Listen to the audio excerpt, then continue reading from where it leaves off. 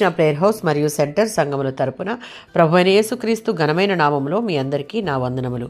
ఈ దినపు దేవుని మాట యెషయా గ్రంథం 42వ అధ్యాయం 3వ వచనం. నలిగిన రెల్లును అతడు విరువడు. నలిగిన రెల్లు అంటే ఏదన్నా దెబ్బ తగిలో లేక చితికిపోయినందువలనో బలహీనమైపోవడానికి గుర్తు. దీని అర్థం రాబోయే అభిషక్తుడు దేవుని సంకల్పాలను నెరవేర్చడంలో ప్రజలతో మృదువుగా జాలిగా వ్యవహరిస్తాడు.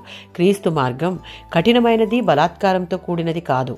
ఆయన వచ్చినది మానవులను రక్షించడానికే కానీ నాశనం చేయడానికి కాదు. సేవకుడు లోకానికి న్యాయాన్ని కనుపరిచే పనిని కనికరంతో చేస్తాడు. దేవుడు కనీసం 10 మంది నీతిమంతులు ఉన్న సొదొమ గుమ్మారాలను నాశనం చేయను అన్నట్లుగా జనాలకు బాగుపడగలరనే ఆశ కొంచెం ఉన్నా ఎవరిని విరిచివేయడు. యెషయా గ్రంథం 50వ అధ్యాయం 10వ వచనం. దేవుని సేవకుని గురించి యెషయా ప్రవక్త ఇక్కడ దేవుని ఆత్మ మూలంగా పలుకుతున్నాడు. యెహోవా నామం మీద నమ్మకం ఉంచాలి. అభిషక్తుడు ఇచ్చే రక్షణను సంపూర్ణంగా అనుభవించుటకు దేవుడు ఏం చేస్తున్నాడో, తామేమీ చేయాలో తెలియని అయోమయంలో దేవుని ప్రజలు కొట్టుమిట్టాడే చీకటి రోజులు రావచ్చు.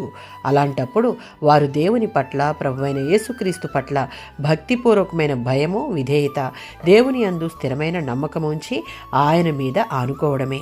మత్తయి సువార్త 11వ అధ్యాయం 28వ వచనం. పాప భారమును మోస్తూ ఒక గమ్యం లేని వారుగా ఉన్న ప్రతి ఒక్కరికి ఆయన పిలుపునిస్తున్నాడు. పాపాల బరువును అనుభవిస్తూ ఆయన దగ్గరికి వచ్చిన వారికి, ఆయనతో ఏకమయ్యేందుకు సమ్మతించిన వారికి, ఆయన ఉపదేశాన్ని శ్రద్ధతో నేర్చుకునే ఆసక్తి కలిగిన వారికి ఆయన సమీపంగా ఉన్నాడు. మన పాప భారమును తీసివేసి వారి ఎడల ఎనలేని ప్రేమ, దయ చూపి వారికి విశ్రాంతి కలుగజేస్తాడు. ఆమేన్.